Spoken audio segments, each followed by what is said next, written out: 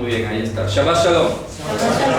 Bueno, hermanos, hoy vamos a estudiar otro profeta más. Ya hemos ido viendo un recorrido pues interesante. Hemos estudiado el profeta Abdías, hemos estudiado Oseas, ¿verdad? Hemos visto ya varias secciones de los escritos de los profetas y ahora nos corresponde estudiar el profeta Amós.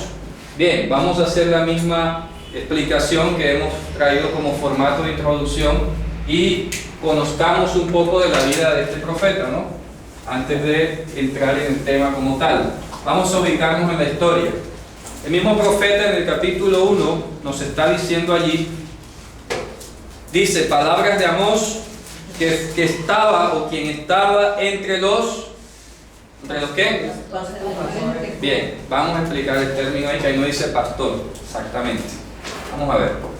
Primero que todo, Amós, el nombre se escribe así, Amós, se translitera al castellano de esta manera, Amós, y esta raíz Amás en hebreo, la Ayin, la Mein y la Samech, indican ocuparse, cargarse con algo.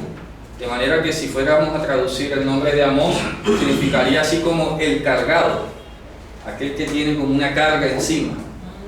Eso pudiera ser hasta profético, ¿no? Pero igual es el nombre que le dieron desde que nació, o por lo menos así lo conocemos hoy nosotros.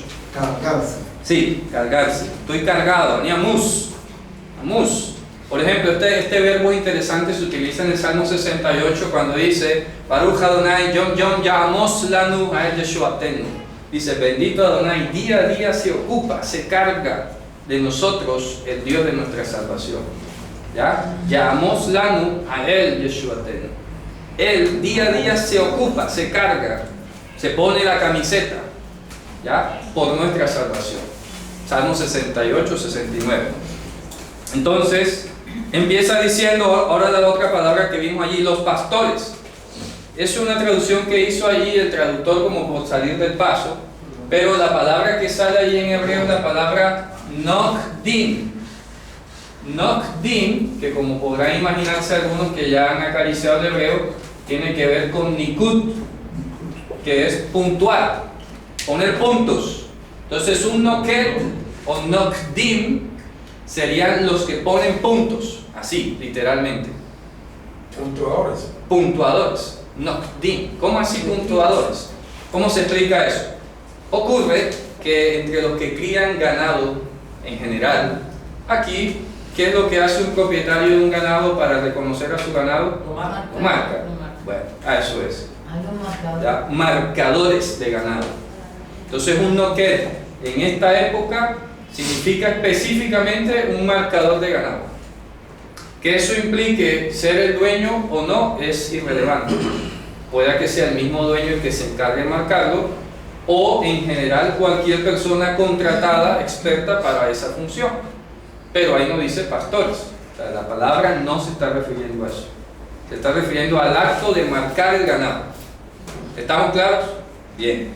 Dice, palabras de Amós, el cual estaba entre los Nokdim de Tecoa. Es una población que se encuentra al norte de Israel, ¿verdad? La cual vio contra Israel. Ahí esta palabra al se puede traducir contra o sobre. ¿Ya? Contra o sobre Israel. ¿Qué Israel? ¿De qué estamos hablando aquí? ¿Cuál Israel? Resulta que para ubicarnos en la historia, mira lo que dice. En los días de Uzziya, rey de Yehuda, y en días de Jeroboam, hijo de Joash, rey de Israel. O sea que ya aquí por lo menos las palabras del profeta nos están diciendo que cuando él habló, ya el país, el pueblo, la nación estaba dividido. Hay un rey en Yehuda y hay un rey en Israel. Entonces, esa época abarca casi que específicamente unos menos de 10 años. O sea, esto que él está viendo aquí ocurre en un lapso menor a 10 años. ¿Por qué? Porque cuando vamos a la línea cronológica, digamos que el reinado de Jeroboam, vamos a ponerlo acá en gráfica, el reinado de Jeroboam duró 41 años. Vamos a hacer 10, 20, 30, 40. Vamos a poner ahí uno, ¿verdad? Vamos a colocar aquí 10, 20, 30, 41 acá. Y el reinado de Uziyahu arrancó en el año, prácticamente en el año 15 aproximadamente del rey Jeroboam. Vamos a ponerlo aquí, aproximadamente acá. Aquí empezó el reinado de 1, 2, 3, 4. Y Uziyahu reinó 52 años. ¿Verdad? 1, 2, 3, 4, 5, hasta acá. 10, 20, 30, 40, 50 años. Más o menos hasta aquí reinó el rey Uziyahu. Vamos a poner aquí Uziyah y aquí vamos a poner Jeroboam. ¿Ok? ¿Estamos ahí ubicados? ¿Cierto? Bien, entonces nos vamos a dar cuenta en este caso que está abarcando, ¿verdad?, un periodo más o menos de 10, 20 años, 20 algo, para que coincida con el final de este rey. Digamos que en este segmento de tiempo es donde vamos a ubicar al profeta Amós. ¿Estamos claros? Reinado de Jeroboam en Israel, vamos a poner acá en Israel, y acá Uziyahu, Yehudá. ¿Ok? Bien, ahí estamos. ¿Y a qué fecha occidental más o menos equivale eso? Eso equivaldría al año 824. 824 a.C. más o menos empieza a reinar Jeroboam en Israel. 824 a.C. Y el rey Uziyahu empezó en el 810, más o menos acá. ¿Ya? O sea, ahí se pueden dar cuenta que sí son como 14 años aproximadamente, ¿cierto? Bien, esto es la situación. Ya podemos darnos cuenta que cuando estudiamos el profeta Hosea, se dan cuenta, hace como 2 haftarás hacia atrás, hicimos la introducción y Hosea también habló al final de este reinado. Habló al final de este reinado. Vamos a compararlo un momento. Vamos al libro de Oseas y veamos el capítulo 1. Dice, palabra de Hashem que fue a Hosea, hijo de Beeri, el día de Uziyahu, ahí está, el mismo Uzías, Yotam, Ahaz y Hizkiyahu, reyes de Yehudá, y en días de Jeroboam, rey de Israel. ¿Cierto? Rey de Israel. O sea que el profeta Oseas es contemporáneo de Amós. Solamente que ya habló al final del ministerio de Amós. Vamos a poner aquí en el último periodo, cuando ya Amós está terminando su carrera como profeta, aparece el profeta Oseas. Vamos a ponerlo para acá. Hosea. Ahí está. Fíjense ustedes. Entonces, ¿qué ocurre? Que en nuestras Biblias aparece primero Oseas que Amós. Y eso es una descoordinación que hay. Debería aparecer primero Amós y luego Oseas. ¿Ya? Yo estoy, y lo he comentado con varios estudiantes, vamos a hacer un proyecto de una Biblia cronológica, en el que los libros vengan ordenados de acuerdo a la fecha, como estamos viendo ahora acá. Y ya podemos ver ahora la continuidad que hay de Oseas a Amós. Si acordamos muy bien lo que habíamos visto en Oseas, ¿se acuerdan? Y en Malaquías también, que alcanzamos a ver algo de la situación. Cuando estudiamos Oseas nos dimos cuenta que Yehudá, ¿se acuerdan que vimos lo de las 2 hijas? Sí. Oholibá y Oholá, etc. Y vemos que Yehudá estaba como que coqueteando mucho con el norte. Ya el norte se había corrompido, se había ido con los asirios, había contaminado de ídolos, habían puesto becerros, uno en Beit-El y otro en Dan, ¿verdad? Y así sucesivamente. Entonces esta profecía va dirigida ya no a Yehudá, sino al reinado del norte. Sí, porque es antes. Lastimosamente, ya bueno, lo que vimos Hosea lo debemos tener aquí en la cabeza, ya retenerlo, y eso nos va a ayudar a entender lo de Amós. ¿Ok? ¿Estamos claros ahí? ¿Hay alguna pregunta? Amós del norte. Amós habla mayormente al norte. Él habla de los dos. Porque ahí en el profeta, si ustedes leen todo el libro, se van a dar cuenta que él emite varias profecías, varias exhortaciones, y de hecho empieza hablándole más que todo a Yehudá, en la primera parte, el primer capítulo. Luego emite una serie de profecías o de reprensiones, digámoslo así, advertencias contra varias ciudades. Ahí se menciona, por ejemplo, a Damasco, a Gaza, a Tzor, a Edom, a los hijos de Amón, ¿de acuerdo? Y en el capítulo 2 ya menciona Moab, luego menciona Yehudá en el 2.4, por ejemplo. Vayan al 2.4 y ahí menciona Yehudá. Y ya después de eso, la Haftará de hoy va desde el 2.6 hasta el 3.8. O sea que nos vamos a concentrar en lo que hizo Israel. Y esto tiene algo interesantísimo. Van a ver por qué. Hubo un terremoto cuando comenzó. Bueno, ahí no dice el terremoto. ¿De acuerdo? Ahí no dice terremoto, no sé de dónde sacaron esa palabra. Porque ahí no dice terremoto. Ra'ash significa estruendo. Algo pasó. Que el estruendo haya sido producido por un terremoto, no sabemos. Pero lo que está hablando el texto es Ra'ash. Es más, los comentaristas hablan de que esa era una región sísmica, Sí, que pero- no solamente eran ese, sino que hubo varios terremotos. Sí, pero ahí la palabra no es terremoto. En hebreo se dice Ra'ad o Raidat Adama, es el terremoto. Y Ra'ash es ruido muy fuerte. Ahora puede ser. Hubo un trueno, pudo ser una cosa del bramido del mar, no se sabe. Una tormenta, quizás. Es en una zona volcánica. Sí, también pudo haber sido un volcán. Pero es Ra'ash, no es Ra'ad. Son diferentes palabras. Bien, ahí saludo a los hermanos que ya se están conectando. Ya veo algunos aquí de lejos, no los alcanzo a ver, pero saludos. Bien, vamos a ir al 2.6. Ya con esta ubicación histórica y que sabemos que le va a hablar al norte, tenemos que recordar un elemento que se encuentra en Génesis. Y vamos a enumerar aquí también a los hijos de Jacob. ¿Por qué? A ver, vamos a recordar cuáles son los 12 hijos de Jacob. Rubén, Shimón, Leví, Yehudá, Dan, Naftali, Gad, Asher, Isahar, Yosef, Zulum, Benjamín. ¿Verdad? ¿Cierto? Ahí están. Entonces, ¿qué pasa? Vamos a ver que estos hijos de Jacob fueron generados con diferentes mujeres, ¿cierto?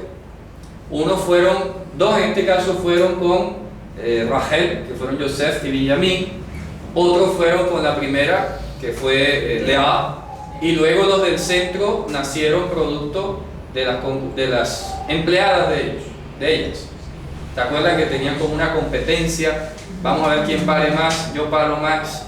Y ahí se prestaban las siervas y todo eso fue un desorden.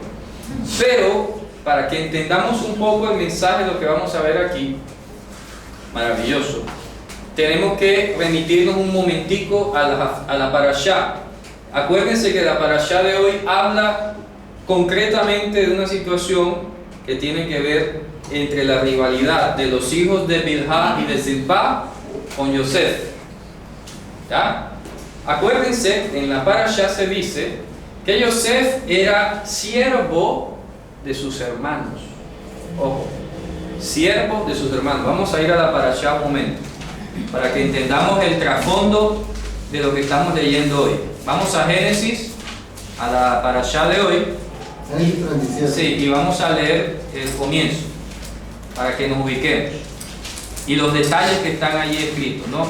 Entonces dice, Vayesho Jacob beretz Mehuray beretz Canaán, y se asentó Jacob en la tierra de las peregrinaciones de su padre, en la tierra de Canaán. Estos son las partos, las generaciones de Jacob. Yosef era hijo o portador de 17 años, y era que pastor con sus hermanos, ahí se dice pastor, con sus hermanos en el rebaño, y él era que, Conocido de vida. No, en Miguel estaba, dice, él estaba conocido de vida y conocido de Silva. no traducen la palabra ahí. Bueno, No, él dice, y apacentaba las ovejas con sus hermanos, punto y coma. Y el joven estaba conocido No, de vida y está conocido de Silva. mal.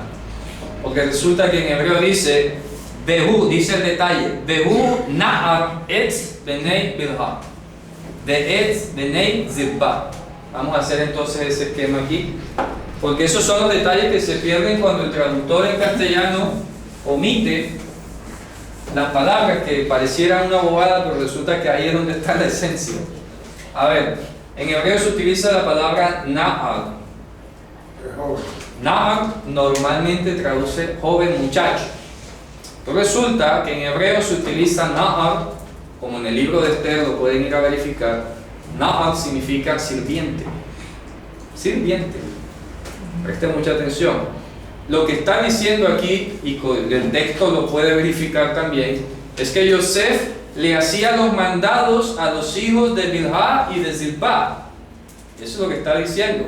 Pero un Na'ar, y él era Na'ar con los hijos de Bilhá y de Zilpá. Fíjense ustedes qué curioso esto. El hijo de la propia mujer, de la esposa, de la legítima, de la amada, le servía a los hijos de las empleadas. Qué curioso, ¿no? ¿Cierto? Ese detalle es el que está ahí implícito.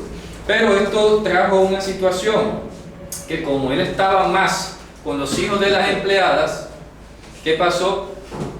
Que él se enteraba mucho más de lo que ellos hacían que de lo de los otros hijos. ¿De acuerdo? ¿Y qué ocurrió? Que entonces él iba y le decía a su papá: mira, es que mis hermanos están haciendo esto. Él no estaba, como decimos aquí, sapeando, delatando ni nada. Él simplemente llevaba un reporte de la maldad de ellos, de lo que hacían, porque dice que era maldad lo que hacían. No especifica en qué consistía esa maldad, pero ya veremos más adelante en lo que terminó. Así que vamos a retroceder otro poco más en la historia y vamos a ver cuando nacen los hijos de Jacob, ¿de acuerdo? Y vamos a retroceder donde nacen los hijos. Entonces, vámonos al 29, ¿verdad? Allí donde está, vamos a ver donde empiezan a parir.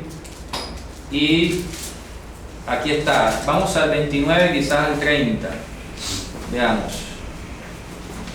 Sí, entonces vamos a ir al 30, creo que es donde empieza el tema de los nacimientos. 29, 31 dice: y vio Hashem que... No, vamos a leer desde el 29 quizás. Sí, vamos a leer desde el 29. Perdón, hermano, venga, espérate. No, ya. No, que me hubiera dicho y yo hubiera desconectado. Bueno, vamos a leer desde Génesis 29, 29. Y dio Labán a Rachel su hija a Bilhá. Presten mucha atención, le dio a Bilhá. Vamos a anotar aquí. Rachel recibió a Bilhá. Y le dio a, dice, Rachel vitó Bilhá, su sierva, ¿cierto? Y a Lea le había dado entonces a Zilpá. Lea, a poner Zilpá. Zilpá. ¿Qué ocurrió? Que si vamos al versículo 32, dice que parió Lea un hijo y le llamó su nombre Rubén, ¿cierto? Entonces aquí empieza la paridera. Vamos a poner aquí Rubén, ¿cierto? Bueno, y ahí comienzan, vamos a ir directo donde nace cada uno. Y parió otra vez y dijo, ¿cierto? Porque escuchó a Hashem, porque yo estoy, digamos, despreciada, y me dio también esto y llamó su nombre Shimeón. Ahí está, el segundo hijo de Lea. ¿Leví? ¿Ah? ¿Leví? Sí, después viene Leví, ¿verdad? Sí, Leví. Lo parió enseguida. Y parió, esta vez unirá mi marido contra mí, llamó su nombre Leví. Y otra vez parió de seguido y Yehudá. Entonces parió 4 de seguido. Leví y Yehudá.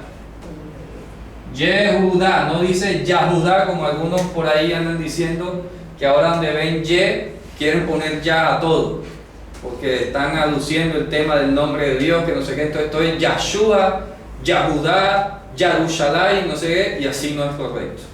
En hebreo dice Yehudá, punto. No inventen, ¿cierto? Bien, entonces dice que parió, se detuvo de parir. Vio Rachel que ella no paría a Jacob y le tuvo envidia, y entonces le dio a su concubina, ¿verdad? Vamos a leer en el versículo 33.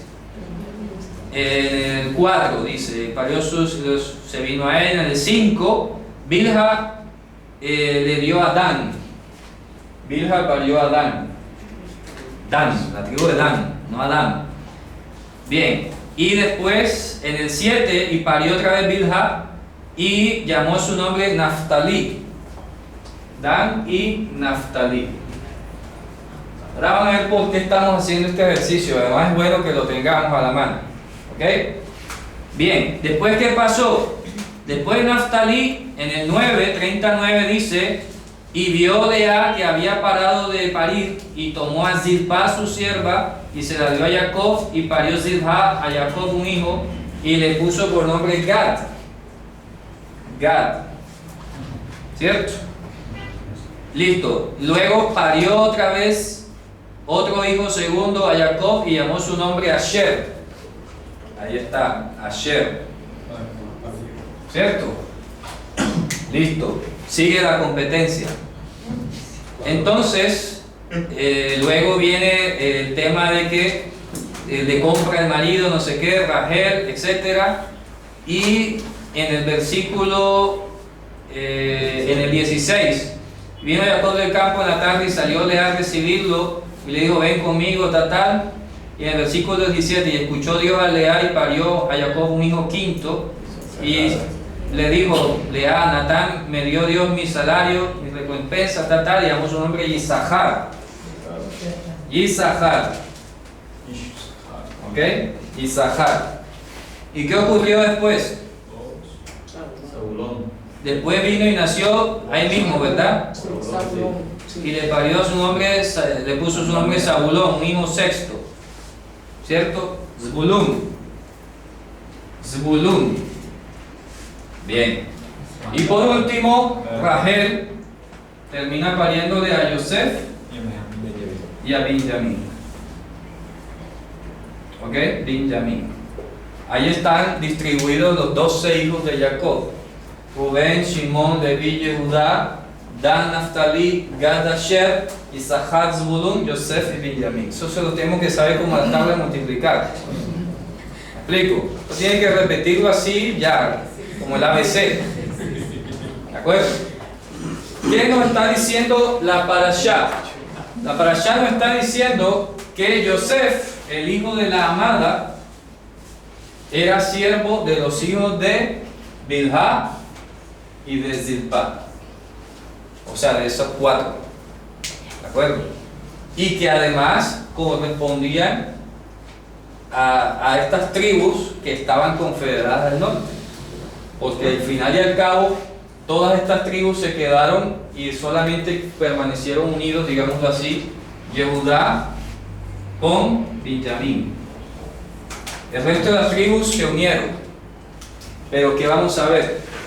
En la historia de la parashá, sabemos que como Yosef llevaba lo que estos hacían de mal, los hijos de las criadas, estos muchachos como que tenían un problema no sé, de autoconmiseración o de trauma o problemas de sociedad, porque entonces le cogieron la mala a Yosef y dijeron: este lo tenemos que silenciar. Atina a Yosef a tener los sueños y dice: oye, es que yo vi que las espigas de ustedes se inclinaban ante la mía, y después vi 11 estrellas, el sol y la luna, que se postraban ante la mía también. Y dice: no, ya este nos tiene hasta aquí, hay que eliminarlo. ¿Quién pudo haber tramado eso? Los hijos de Bilha y de Zilpá. Estas 4 personajes que están aquí: Dan, Naftali, Gad y Asher. Ellos fueron los que empezaron a tramar ¿qué cosa? La muerte o la aniquilación o el silenciamiento de Yosef. Entonces, con todo este marco en la cabeza, vamos a leer ahora el profeta Amós. Y ya vamos a entender rápidamente el lenguaje que está utilizando allí. Vamos a ver. ¿Estamos conectados? Bien, me gusta eso. Ok, vamos entonces al 2.6. Así dijo Hashem. Amós 2.6. Dice: así dijo Hashem: por 3 rebeliones de Israel. Ojo, por 3 rebeliones de Israel. Está hablando de las tribus del norte. Y por la 4ª no lo dejaré regresar. Por la 4ª no lo dejaré regresar. Dice: porque ellos vendieron por dinero a un justo. ¿Quién es el justo? Yosef. ¿Ya? En la historia. Es verdad que le decían a José el justo. El justo es que todos los que fueron parte de ese pueblo remanente y fiel fueron justos, justificados. Ya hemos hablado aquí, y vale la pena de recordarlo para todos los hermanos nuevos, que la palabra hebrea tzadik no debe entenderse como justo, sino justificado. Y más allá, yendo un poco más allá, alguien que ha sido hecho practicante de la justicia. Amén. ¿Ok? Porque decir justo da la idea como que yo tengo mérito. Pero resulta que además esto es voz pasiva y es de origen arameo. Y la idea es aquel que ha sido hecho practicante de la justicia. Eso es tzadik. Porque no hay justo ni a uno. Porque justo no hay ni uno solo en esencia. Y el libro de Eclesiastés dice, no hay un hombre tzadik en la tierra que nunca peque. ¿Ya? Y el profeta Habacuc dice, el que sea tzadik por mi fidelidad, ese es el que va a vivir. O sea, el que sea hecho practicante de la justicia debido a mi fidelidad, ese es el que tiene promesa de vida eterna. O sea, que entonces la justificación es por la fidelidad de Dios, por la promesa, no es por obras para que nadie se gloríe. ¿Ok? Entonces, si alguien se quiere llamar tzadik en este mundo, no lo va a hacer para con Dios. Como decía Pablo en Romanos, ¿verdad? Abraham, ¿qué diremos de Abraham? Bueno, tendría de que gloriarse, pero no para con Dios. Tendría que gloriarse aquí en la tierra como una persona muy buen civil, muy buen practicante, lo que sea, pero no para con Dios. Eso no trasciende a Dios. ¿Ok? Vale. Entonces dice, ellos vendieron por dinero a un hombre justo, a un hombre que ha sido hecho practicante de la justicia. En este caso, Yosef es un fiel representante de lo que era el modelo de varón bíblico. Es decir, en pocas palabras, Yosef es un tipo de Mashiach. Un tipo, entiéndase, un pálido reflejo, una pequeña sombra de Mashiach. ¿Ya? Y en este caso estamos viendo cómo el hijo de la esposa de la mujer, ¿cierto?, viene a servirle a esto y estos lo traicionan y lo venden. La misma figura. Aprovechando lo que habíamos estudiado ayer sobre la mujer, ¿se acuerdan? ¿Qué podemos hacer de alegoría aquí? Que en este caso Jacob es Dios, tiene a su mujer que es Israel, de Israel pare el Mesías, y sin embargo cuando vienen a sus hermanos, los hermanos lo traicionan. Así es. ¿Ya? Y lo venden. Y de hecho al Mashiach lo vendieron por plata, 30 piezas de plata. ¿Sí o no? Entonces ya nos vamos acostumbrando a ver cómo de lo general llegamos a lo particular y viceversa, de lo particular a lo general. Eso en hebreo es una regla hermenéutica. Michlal ufrat, ufrat uklal, así se llama. De lo general a lo particular y de lo particular a lo general.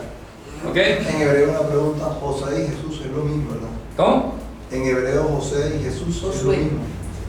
Es lo mismo que el nombre de la figura. El nombre. No, Josué. Yosef es una cosa y Yehoshua es otra cosa.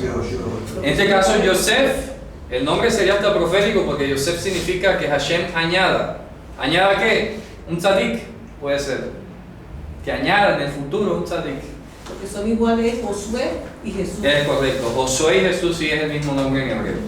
Entonces estamos viendo cómo estos hijos de Israel, hijos de Jacob, en este caso ya segmentados hacia las tribus del norte, en la historia bíblica vendieron a Yosef. En este caso particular del profeta Amós, lo está tomando con relación a cualquier persona que se esté portando como Yosef. Y repito, vale para aplicárselo al Mesías. ¿Sí me explico? El Mesías cuando vino, le hicieron lo mismo, lo vendieron por dinero. En la época de Amós estaba ocurriendo lo mismo. Es decir, yo me atrevo a decir que si el mismo profeta Amós se paraba en la plaza a reprender al pueblo y a decirle cueva de ladrones, sepulcro blanqueado, venían y lo pillaban preso y lo mataban. ¿Me explico? Cada persona en cada generación que se vuelve un representante de la justicia divina, de la rectitud, de la santidad, de la verdad, va a ser sujeto de que sea vendido por dinero, ¿verdad? O, como dice, entregado. o exactamente, o entregado. Y dice, y el humilde por un par de zapatos. O sea que aquí el humilde, entiéndase, sinónimo de justo. ¿Ya? Qué interesante, ¿no? Sí, sí. Porque ¿cuál sería el otro error que hay en el mundo? No, bueno, si tú estás con Dios tienes que estar súper bien. Pero resulta que aquí Yosef es llamado el justo y sin embargo era Naaman, era siervo. Lo tenían de hacer mandado. Y eso es lo que enseñó también nuestro Señor Yehoshua. Ustedes son la sal de la tierra. La sal puede estar en la mesa del rey o en la suela de los zapatos del templo. ¿Cuál era el punto? Que la sal sigue siendo sal. El que es justo sigue siendo justo. El que es tzadik sigue siendo tzadik. No solo depende de donde esté. Y eso lo vemos en Yosef. Yosef se fue solo para Egipto. Estaba en un país extraño, solo, nadie lo veía. Y pagando. Y pagando. Y pagando además. Y resulta que además Yosef se encuentra en la situación más apremiante de acoso o lo que sea y no se torció. Prefirió ir a la cárcel, recibir la condena aunque fuese injusta y nunca se cayó, nunca se quejó. Dios mío, ¿dónde estás? Me has abandonado, ¿por qué permite esta injusticia? Donde Dios me ponga voy a estar bien. Estaba perfectamente conectado con Dios. Y él decía, tranquilo, todo tiene que ser así. Y fíjense que de allá de la cloaca de la cárcel lo sacó a ser vicefaraón de Egipto. Eso, impresionante, ¿no? ¿Ya? Del presidiario a... Claro, del presidiario allá vicefaraón. ministro. Sí, a ministro, a gran ministro. ¿Ya? Para preservar al pueblo. Claro. Claro. Y al final, termina ya Yosef diciéndole a sus hermanos, ¿sabe que ustedes me vendieron? Resulta que era Dios estaba detrás de todo esto además. Y al final fue para preservarles la vida. O sea que volvió a servirles. Porque volvió a servirles. Ah, verdad que sí. Les volvió a servir. Les dio de comer gratis. No le tomó nunca el dinero. Y los sostuvo a ellos y a todos sus hijos. O sea que la marca de Yosef era el servicio. Fíjense. Claro. Y no tenían nada de... Claro, porque era su mundo. Era como yo le he dicho alguna vez. Tú nunca vas a ver a un pájaro mareándose porque destruyeron el nido. ¿Tú has visto un pájaro rabioso alguna vez? Ya. Así como que otra vez me desarmaron el nido. ¿Con quién se va a quejar un pájaro? ¿A quién le va a mostrar su rabia? Porque él en su mente tiene el deber biológico de tener un nido. Dios se lo impuso así. Él lo arma otra vez. Y lo va a armar otra vez. ¿Cuándo ha visto una araña que se aburrió a hacerte la araña? Nunca. Porque ese es su código biológico. Y le desarma la telaraña, a los 10 minutos ya tiene otra vez. Y se la puede desarmar 10.000 veces que la va a seguir armando. ¿Cuándo has visto a un bebé aburriéndose de aprender a caminar?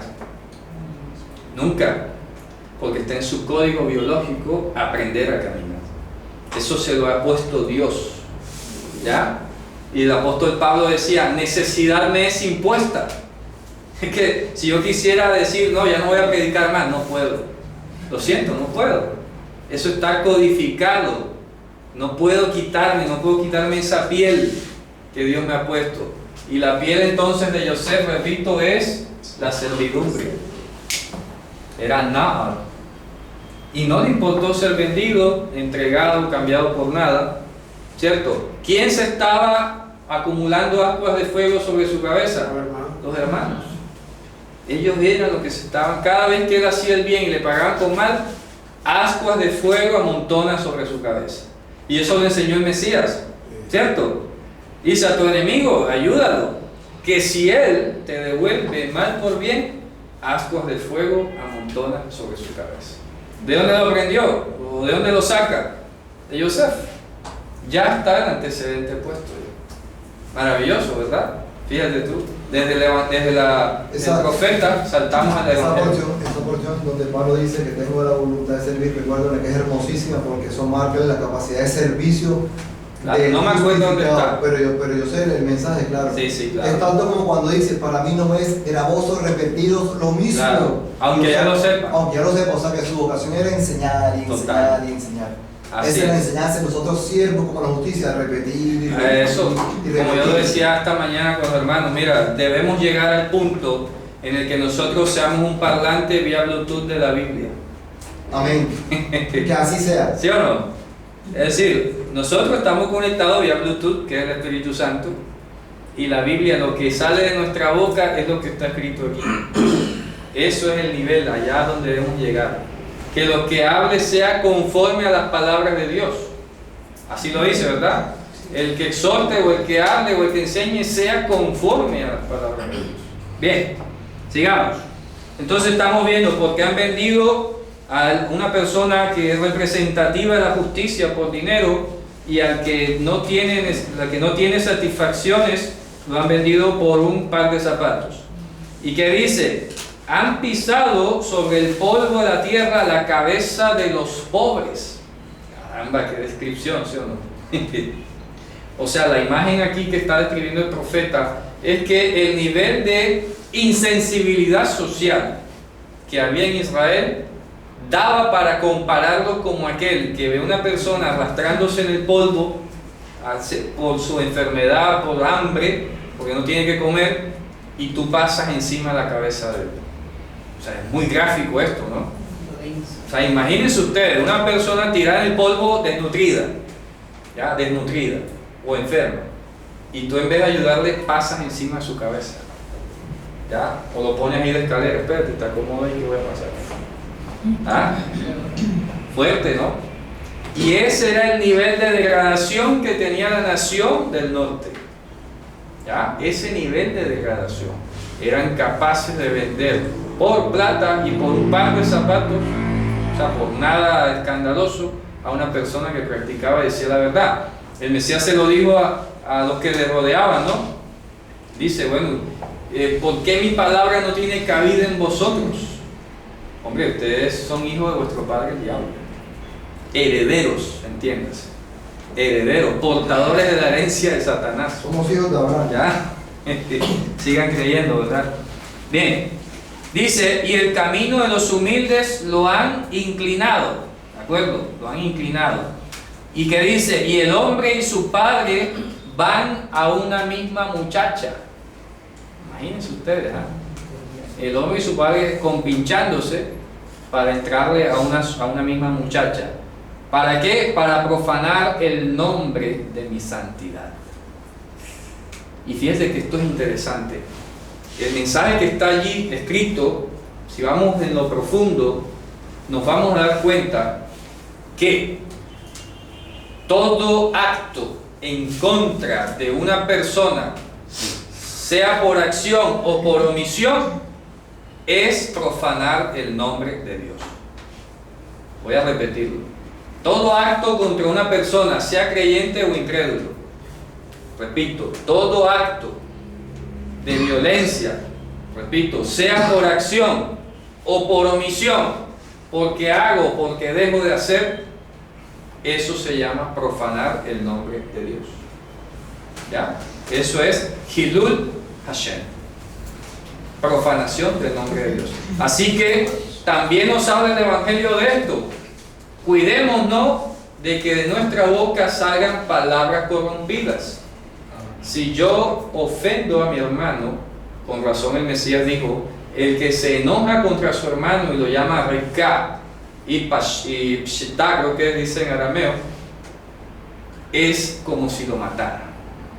Es profanación del nombre de Dios. Así que, como en la parábola del samaritano, ves al hombre allí X, que no sabe de qué nacionalidad es, ni de qué raza, ni de nada, y está tirado, no vas a saltártelo. ¿Cómo te lo vas a saltar? ¿Lo vas a ignorar? No, yo no sé quién es ese desechable, yo paso de largo aquí, no me voy a meter en problemas. Eso, por algo estará así, ¿ya? Y a veces pueda que nos pasen ese tipo de juicios por la cabeza. En este momento, nosotros como siervos, tenemos que tener la sensibilidad de acoger y de servirle a la persona que esté necesitando nuestra ayuda, sin reparar si es creyente o no. ¿Ya? Por ejemplo, en la calle, y en este caso en Israel y en la época de Jesús habían personas, limosneros, estacionarios o ambulantes.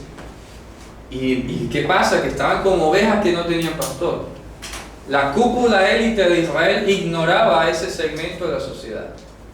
Y eso es profanar el nombre de Dios. Eso es profanar el nombre de Dios.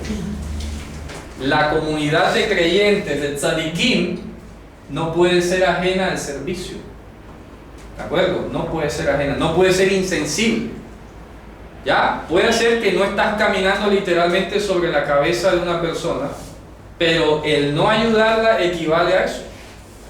¿Ya? El hacerte el oído sordo, el mejor darte un lujo antes que ayudarlo, eso es pisarle la cabeza contra el polvo.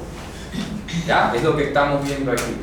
En términos generales, repito, lo que estamos viendo es semejante grado de insensibilidad con respecto inclusive a un ser humano que es hermano de la raza humana. ¿Qué se puede esperar para los demás? Sigue diciendo entonces, dice el 8, y por los trajes que han arrebatado y que han puesto junto a todo mi altar. Es una expresión figurada para referirse a cómo le arrebataban inclusive lo poco que tenía una persona, y eso era lo que llevaban al altar. ¿Se acuerdan que lo vimos en la Haftará de Malaquías? ¿Sí se acuerdan? Que además el pan que ofrecía era robado. Bueno, tiene que ver con esto aquí. Oye, el pobre limosnero que de repente ya había recogido algo, vean, dame acá. Bueno, eso es demasiada crueldad. ¿Sí o no? Yo vi un video donde había, no sé qué país era, estaba el músico ambulante y callejero tocando y la gente le echaba su dinero ahí. Y hubo uno de ahí que se paró y que a bailarlo, a acompañarlo en lo que estaba tocando, y cuando ya se vio solo, le robó la plata y se fue. Así, así, imagínense ustedes. Eso que vemos hoy en vídeo pasaba en Israel y pasa hoy. Lo que pasa es que la diferencia es que antes no nos enterábamos, pero hay gente capaz de robarle a un limosnero. Oye, eso es aberrante, ¿no? Gente que es capaz de robarle a un limosnero. Si vamos un poco más allá, por ejemplo, hoy sabemos que en este país, en Colombia, hay gente capaz de robarle la comida a los niños pobres. ¿Sí o no? Sí. Gente capaz de eso. Luego el mensaje del profeta Amós no es aplicable hoy. Totalmente. ¿Ya? Entonces nosotros, como decía un dicho del Talmud muy hermoso, Bemakom she'ein Adam ishtadel liyot ish, significa en un lugar donde no haya ni siquiera el más mínimo de rastro de ser humano, de humanidad, tú debes ser un hombre perfecto. ¿Ya? O sea que tú no te puedes dejar asimilar del contexto en el que vives.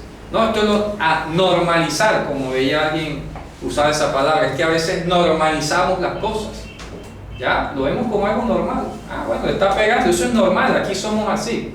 No, tenemos que ser ish, varón observante de mandamientos, de la voluntad de Dios. Tzadik, na'ar, palabras clave que no se nos pueden olvidar. Y Yosef nunca dejó de ser tzadik, nunca dejó de ser na'ar. Siempre estuvo al servicio y haciendo el deber ser, la voluntad de Dios. Como dice Pablo en Romanos, que tienes en la Torah la forma de la ciencia y de la verdad. Amén. ¿Cierto? Fíjense ustedes. ¿Ya? Que tienes en la Torah la forma de la ciencia y la verdad, del deber ser de las cosas. Y tú, que eres el amigo de Dios, que conoces su voluntad, tienes que amar como si fuese a ti mismo.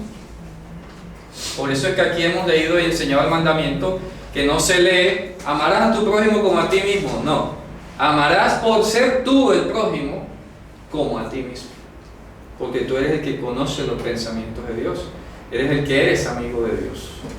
¿Está claro eso? Bien, sigamos. ¿Qué dice entonces el versículo 8 a continuación? El vino de los oprimidos se lo beben. O sea, las personas que habían sido, digamos, estaban enfermas o algo, y pues como sabemos que el vino era un aliciente para las personas que estaban afectadas, dame acá, igual, robarse la plata de la medicina. ¿Me explico? Igualito, igualito. ¿Y qué dice? A la casa del Dios de ellos. Sí, porque ese no soy yo no soy Dios de ese pueblo. Eso es lo que está diciendo Dios. Se lo van a ver a la casa del Dios de ellos. Yo los desconozco. Ese no es el modelo de sociedad, de pueblo que se identifica conmigo. Eso es un pueblo de profanadores de mi nombre. Yo no soy Dios de ellos. Y acuérdense que en el profeta Oseas lo que dice al principio es: dile a ese pueblo que ustedes no son mi pueblo. Y dile que no son amados, que no tienen rahamim, los rohamas, ¿se acuerdan? Sí. Ustedes no son parte de mi vientre, es lo que está diciendo. No los tengo por hijos, ustedes son otra cosa ahí. Aunque después haga la promesa. Zera Merraim, ya simiente de malignos le llama. Zera Merraim. No tenemos nada en común, ¿verdad? Bien, sigamos. ¿Qué dice el versículo 9? Y yo destruiré delante de ellos al amorreo, cuya altura era como la altura de los cedros, y fuerte como un alcornoque. Una encina. Sí, encina. Un roble. No sé por qué ponen tanto nombre extraño. Un roble. Y destruir su fruto arriba, sus raíces abajo. Sí. Y yo os hice a vosotros subir de la tierra de Egipto, y os traje por el desierto 40 años para que poseyeran la tierra del amorreo. Ajá. Y levanté de vosotros hijos para profetas, y de vuestras Nuestros jóvenes, muchachos. mancebos para que fuesen nazareos. Ajá. ¿No es esto así? Dice Hashem, hijos de Israel. ¿Y qué dice? Vosotros disteis de beber vino a los nazareos. Imagínate tú. Ya, eso teológicamente hablando, el vino tiene que ver con una doctrina errada. ¿Ok? En ese sentido espiritual, en estos contextos. ¿Ok? Por eso es que habla de Babilonia, que ha dado a beber la copa de su vino y ha embriagado a los reyes de la tierra. Se está refiriendo evidentemente a la mala doctrina. No es lo mismo el vino de pesas que toma nuestro Señor, que caracteriza la salvación. Eso son cosas distintas. Nosotros no podemos salir como con una pieza de rompecabezas donde aparezca vino, entonces vamos a poner el mismo significado. No se puede. Doctrina errada. Claro, el vino es símbolo de la doctrina errada. El contexto viene de un salmo donde menciona que el vino de la turbación, sí lo menciona.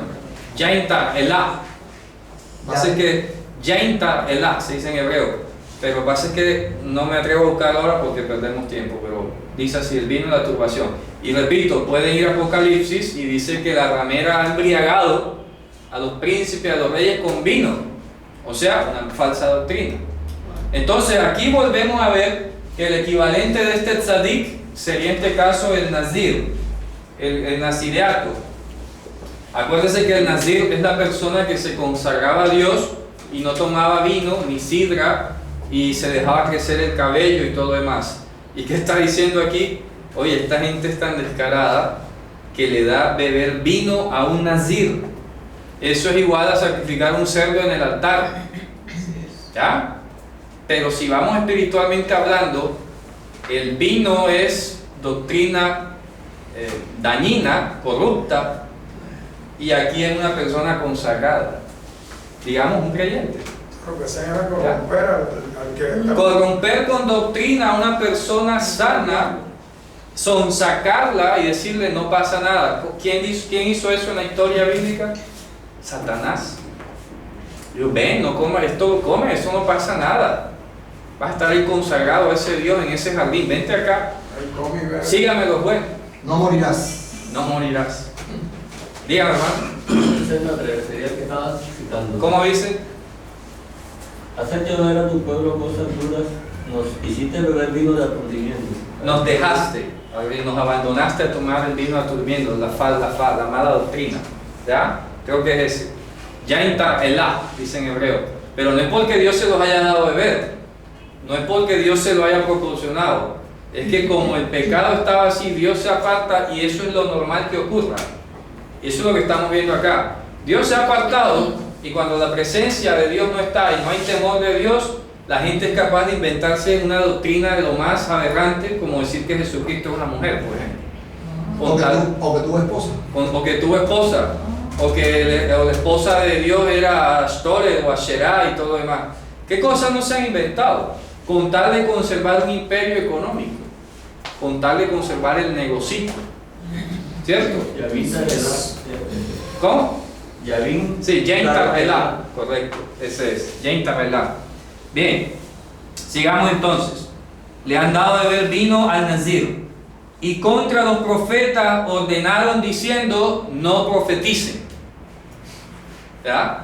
Cuando la misión de un profeta, la primera misión de toda persona que se precie decir que es profeta, es llevar el pueblo a la Torah otra vez. Amén.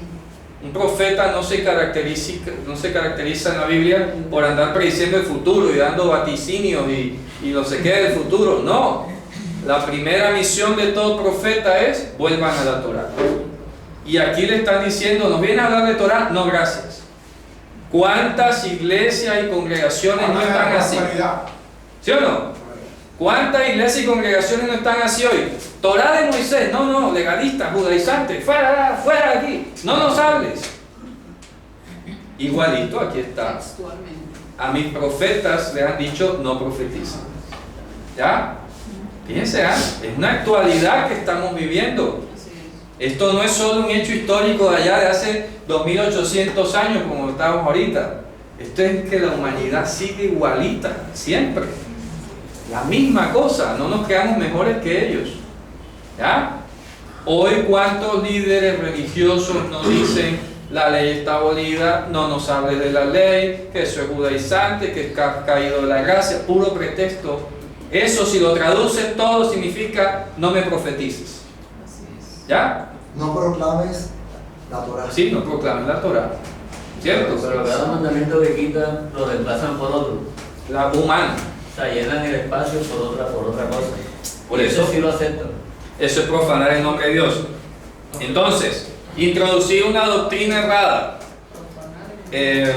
dar de beber digamos en este caso, callar a un profeta, ser insensible contra una necesidad humana, eso es lo que se llama profanación del nombre de Dios. ¿Sí o no? En orden, repito, ser insensible ante una necesidad humana, ¿ya? Dar una doctrina incorrecta para pervertir a alguien, o callar al que venga a corregir, eso es profanar el nombre de Dios. Así es. Hilul Hashem. ¿Y en dónde desembocó el Hilul Hashem? En la cautividad. Se me van de aquí de este país. Y más nunca regresó. Pero ¿qué pasa? Que eso quedó como codificado y el mundo entero funciona de la misma manera, igual que hace 2800 años. O sea que realmente Israel es una muestra Sí. de cómo es el mundo. Israel es una muestra de cómo es el mundo, así, sin Dios, de espaldas a Dios. Un mundo siervo de la idolatría, siervo del pecado, siervo de Satanás. ¿Cierto? Dice: si ustedes fueran hijos de Abraham, harían las obras de Abraham y me conocerían a mí, que ustedes son hijos de vuestro padre el diablo, se lo está diciendo. ¿Ah? Impresionante. Bien, vamos a avanzar y ya vamos llegando al final. Dice: pues he aquí yo apretaré vuestro lugar, como se aprieta el carro lleno de haces. De gavillas. Sí, Gavillas. sí, ¿Ah? sí, sigue, de gavilla. Cuando Pero dice- aquí está hablando más del carro, es la agalá, es el animal que lo tira. Le están apremiando al animal para que camine. y la Sí. vida perecerá del ligero. Sí, bueno, para interpretarlo un poco más simple, lo que está diciendo Be'avad Manos Mikal significa que no va a haber escapatoria para el que sea rápido al correr. O sea, dice literalmente: el escape va a desaparecer de los ojos del ligero de pies.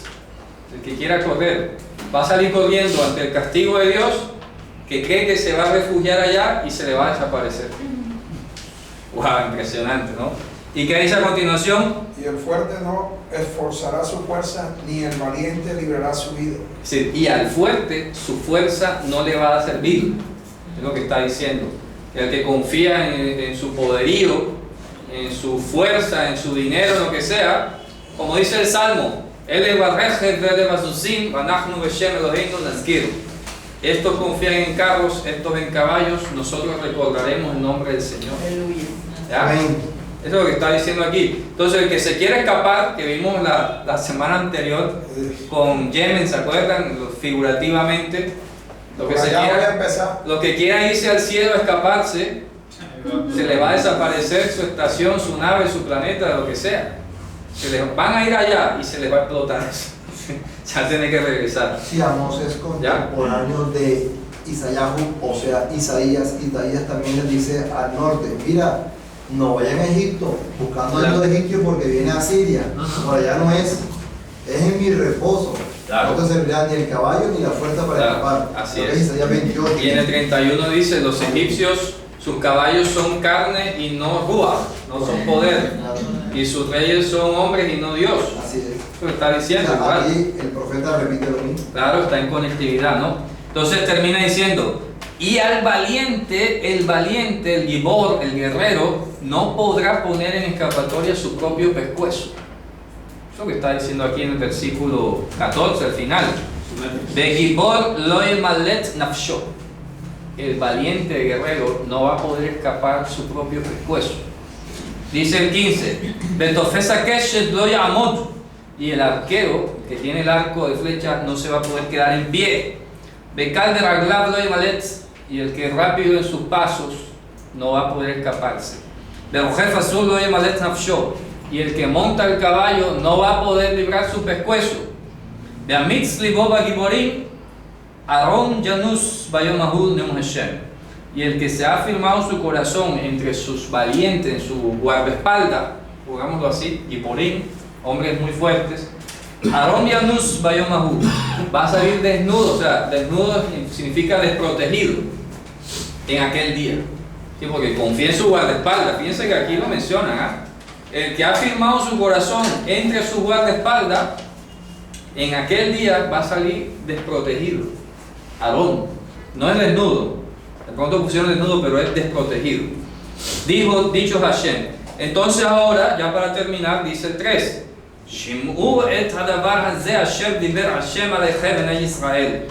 Escuchen esta palabra que ha hablado Hashem contra ustedes, oh hijos de Israel. Es lo que está diciendo, ¿no? Que sigue.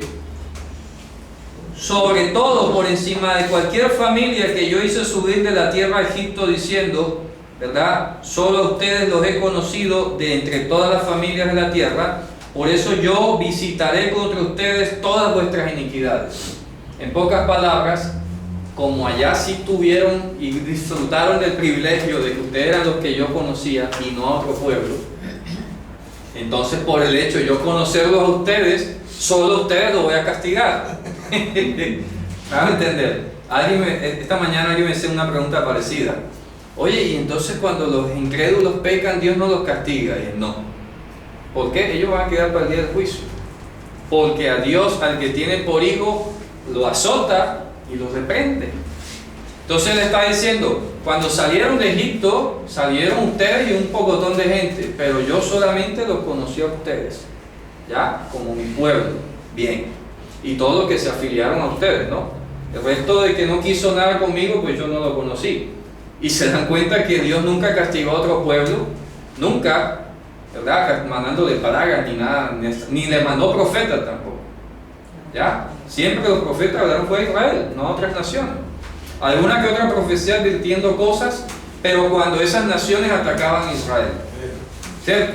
Pero el resto, todos los profetas fueron para Israel. Cualquier israelita de esa época diría, bueno, pero Dios sí nos mortifica, porque Él le manda un profeta a los griegos, manda un profeta a los egipcios, ¿verdad? Allá a los romanos, que vaya a regañarlos ahí un rato, ¿por qué me la monta a mí? ¿Cierto? Entonces aquí le está diciendo, oye, cuando salieron de Egipto, yo solo los conocí a ustedes, yo no conocía a nadie más, en virtud del pacto que yo había venido trayendo. Ahora, como se han corrompido y solamente los he tenido ustedes entre ceja y ceja, aquí les va, con mucho cariño. ¿Cierto? Entonces, termina, dice, ¿acaso irán dos juntos por el camino? Y estas palabras las citó el Mesías, Así es. ¿acaso irán dos juntos por el camino sin ponerse de acuerdo? Ya, qué hermoso esto, ¿no? ¿Acaso rugirá el león en el bosque sin que tenga presa? Son cosas que no ocurren nunca, ¿cierto? ¿Acaso dará el tigre joven su voz desde su cueva sin que haya tomado por captura algo? O sea, que los animales están rugiendo cuando hay una victoria, ¿no? Están bramando y todo lo demás, no de hambre sino por victoria. ¿Acaso va a caer un pájaro en una trampa sin que haya... va a caer un pájaro a tierra sin que haya una trampa? Eso no ocurre nunca. ¿Cierto? Y que dice a continuación, ¿acaso una trampa se activa sola? Tiene que haber caído algo. La trampa sola no se activa, ¿verdad? ¿Acaso se va a tocar, verdad, el shofar en una ciudad y el pueblo no se va a asustar? Se tiene que asustar. ¿Y qué dice? ¿Acaso va a haber un perjuicio, una pérdida de bienestar en una ciudad que Hashem no sea el que la haga? Está hablando entre la ciudad de Israel. Es decir, como decía Nehemías, todo lo que les pase aquí que ustedes llamen mal, eso lo ha hecho Dios, pero no porque sea el mal objetivamente hablando, es la pérdida del bienestar que ustedes han construido con base en la injusticia. ¿Me explico? Las ganancias deshonestas que Dios les quite, eso ustedes le van a llamar mal, pero de parte de Dios no es mal, es reprensión, es corrección. ¿Estamos de acuerdo? ¿Está clara la idea? Entonces aquí la traducción de pronto queda extraña, ¿no? Habrá un mal que Dios no haga. Seguramente lo han puesto así. Dice,